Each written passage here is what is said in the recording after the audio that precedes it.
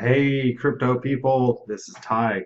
I'm going to be talking about KIK and the ICO that they're releasing on September 12th.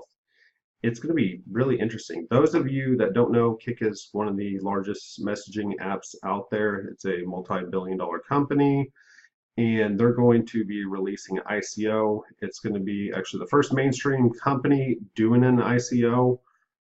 I don't know if I'm going to invest in it or not, but regardless, I'm excited and it's going to be pretty interesting. So this is going to be a two-part series. The first part, I'm just going to look and show you how KIN actually works, how you can get rewarded KIN and how you spend KIN. And then the second part, we're going to get into the nitty-gritty of actually how many coins are issued, what they're asking for, and how they're actually going to handle that and how many coins the company is going to hold. So we'll get more into the nitty-gritty on part two. So the coin is called KIN, and like I said, the ICO releases on September 12th.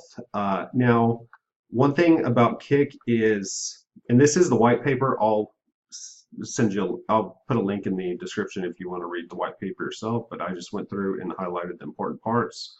I think this is kind of interesting because KIK is not new to a centralized currency within their system. They did a massive experiment basically in 2014 with KIK points, and it lasted 2.5 years where people could be rewarded with KIK points by like watching videos from advertisers and a bunch of other different ways, and then have a reward system of however they did that.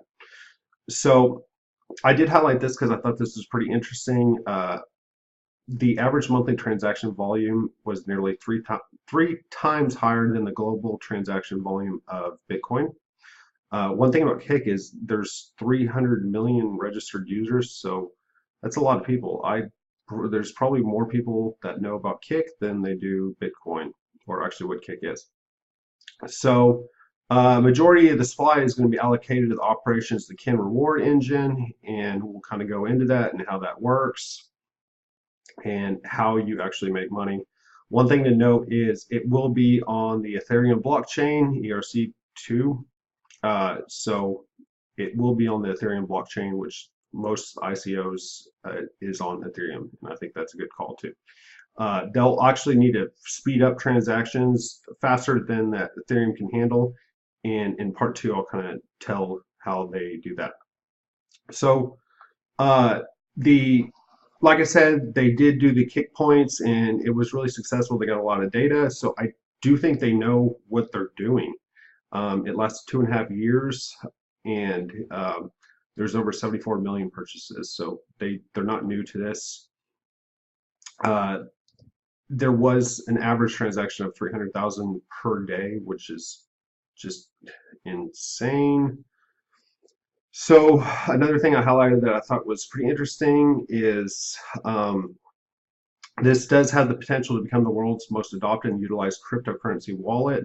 With 300 registered users, that's absolute possibility, which is pretty interesting on that. Okay, so how are you going to spend and get rewarded with KIK points? There's a number of different ways. The first way is VIP groups. So anybody can start a group that like anybody can join, but then you can have what's called VIP groups. And for example, say we have like a crypto group that is just really elite, and we're talking about all the new ICOs, and we want only just a select few to be in that. We could open it up at like 30 people and charge 100 KIN, and 30 people would be able to join with 100 KIN. Another thing I thought was pretty interesting as well is you could do a bidding system. So say for example, you've got like some celebrity, and like say for example, Tom Hanks.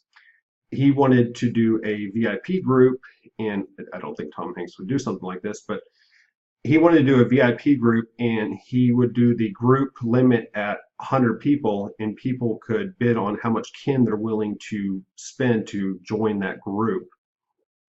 And so the top 100 that bid the most KIN would get to join that group.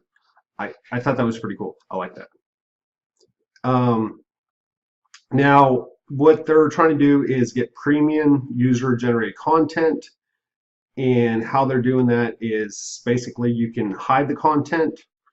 And then if someone wants to see the content, so for example, if I'm talking about like a new ICO and it's the greatest video ever, I could give like a little sneak peek. And then if you want to watch the rest of the content, then you've got to pay 50 kin to me. I do kind of feel like there's just going to be chicks on there that are going to be like, okay, hey, you want to see me in a bikini? Then you got to pay 100 yen, and then you get to see me in a bikini. But I'm sure, I don't know. Okay, now they do have a thing called shout out message that you can earn kin or actually spend kin and earn kin. This was fairly confusing to me. So basically how it works though, I'll just kind of break it up, is say I've got a server and we're playing Halo. That's kind of the example they put.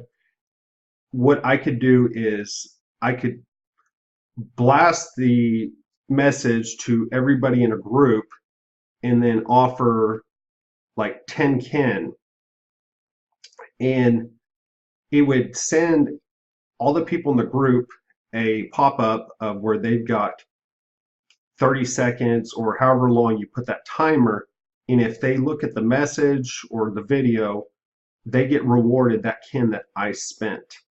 And then after they look at that, they can actually tip you from that. So you spend money and then you could possibly make more money back or your money back. That was, I thought it was pretty interesting. I don't know anything out there like that. The next thing is tipping. YouTube does not allow tipping, like Patreon and stuff like that. You can tip. So I think this is going to be probably the majority of it. If you create great content or a great video, and you can tip from that, or like I could see this probably going to a lot of GoFundMe pages and stuff. My house burnt down, and can you help me? And it'd be an easy way to donate to that cause. Now, the next thing is a bot monetization.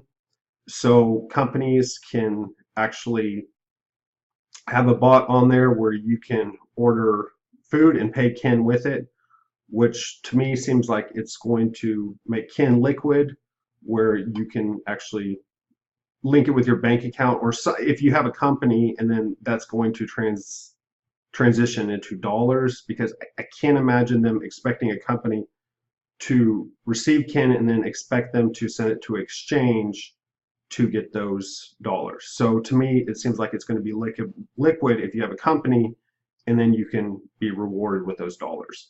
I'm not exactly sure. It doesn't really say that in the white paper of how they're going to be doing that.